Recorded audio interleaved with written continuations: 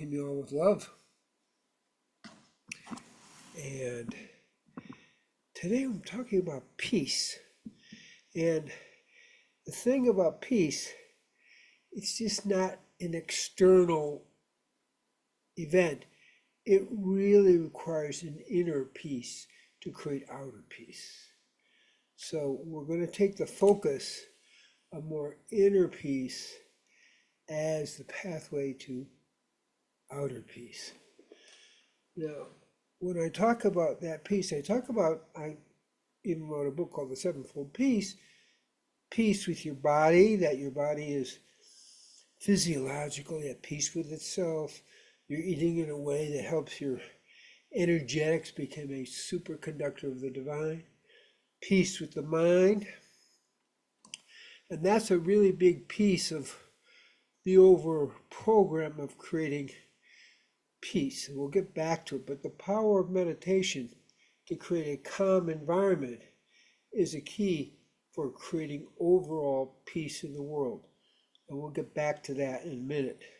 Then we talk about peace with the family, relationships, intimacy, marriage. Marriage is a spiritual path, part of peace. Then we talk about peace with the all of creation and nature, and then peace specifically with the environment, peace with all cultures, peace with the rock people, the living earth, the plant people, the walking ones and the talking ones and the flying ones, and finally the humans. And then peace with all levels, all different human cultures. These are all part of creating a bigger peace. Then peace with the community at large, and then peace with ecology, as I said before, and then peace with God. All those levels of peace make a bigger way of understanding what we talk about when we're talking about peace. But that's the context that I'm talking about when I talk about peace. Now,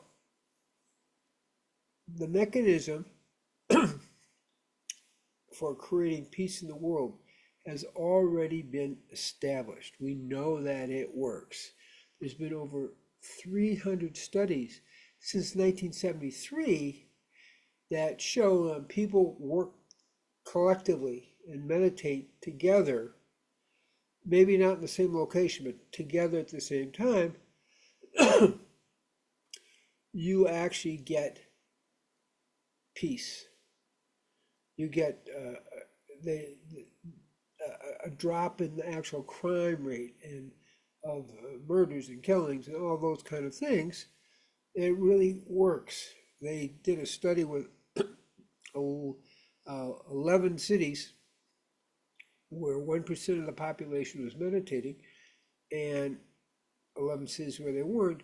And the difference in crime rate between the two cities, about 25,000 people in the city, was 16% less crime where people were meditating. In Rhode Island,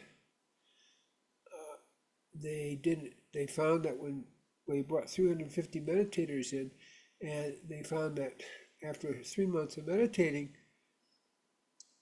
that there was a drop of 43% in the crime rate. People thought, that's a fluke.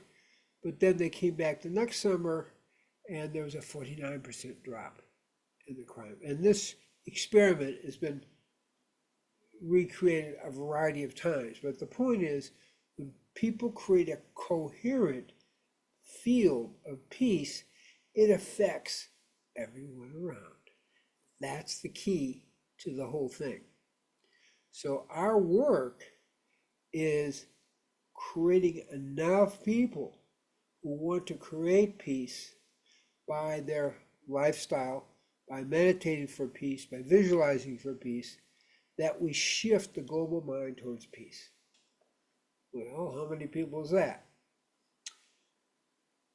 It's estimated that it's the square root of 1%, 9,000 people. It's not a lot of people.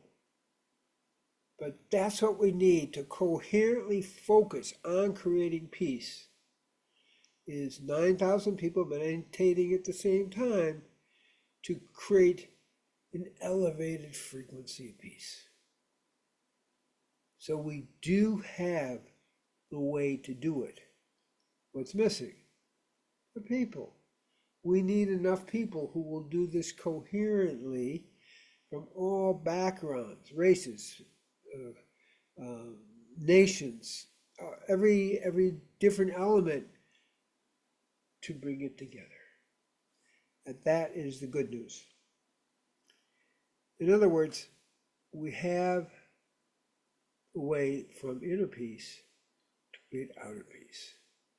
And that's what's really exciting, that we do have that potential. We do have the way to do it. Wow. Okay? So it's not a problem. So I'll sum it up real easy. We create peace by being peace. When we take the sevenfold peace within ourselves, because it has to start within, then we're creating a frequency of outer peace. How far does this go? Well, we know we have an effect on the environment. The research shows that when we're at peace, our DNA frequency changes enough, and it's sending out frequency 5 to 10 feet into the environment, creating a peaceful field.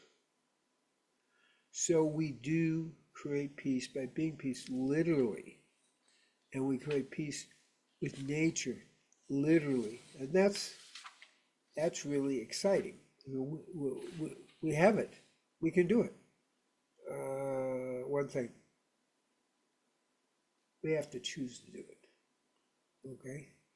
Now, the other part of it isn't just thinking peace. What's important is being peace. As a Native American sun dancer, I'm exposed to different Native American shamans. One of the things is when we are focusing on rain, we don't think about rain. We experience ourselves as being in that rain. And so in the same way, it's important that we experience ourselves, thoughts, emotions, feelings, as truly inner peace. Okay, it's versus just a visualization. That's what I'm trying to say. And it doesn't matter what kind of meditation or prayer, it's kind of getting into that frequency and then creating the visualization. Now, we have been doing this since 1985. Okay, that's a while ago, right? As I look at the whole picture of the word peace, it doesn't depend on politicians, nations. It depends on us creating such a strong internal and external frequency of peace that we shift the global mind. So I ask you to join us all in our Sunday evening meditations and our Peace 21, which is on each equinox and solstice at 7 p.m. wherever you are, to join us in creating a peace frequency. We don't need everyone. It'd be great if we did. But the research shows that if we had 9,000 people meditating at the same time in a consistent way over even weeks, we could change the world from a frequency of war to a frequency of peace and love and oneness. So, peace be with you.